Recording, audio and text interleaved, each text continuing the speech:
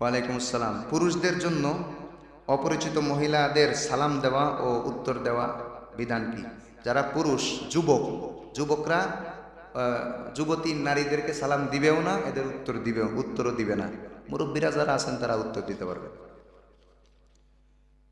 এক লোকের চোখে সমস্যা, ডাক্তার বলছে চোখে ওষুধ লাগিয়ে পানি লাগানো যাবে না।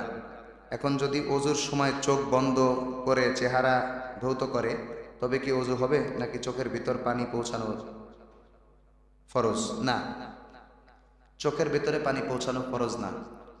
পানি পৌঁছানো ফরজ হলো উপরের চামড়ায়। নাকের ভিতরে আমরা পানি দিই, নাকে পানি দেওয়া সুন্নাত।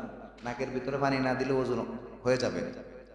ফরজ হলো উপরের চামড়া ধোয়া। এই যে চোখের উপরের চামড়া যদি কেউ ধুয়ে ফেলে, তাহলে তার কি ওযুর ফরজ আদায় হয়ে যাবে। বুঝে আসছে? ভিতরে পানি পৌঁছানো জরুরি না।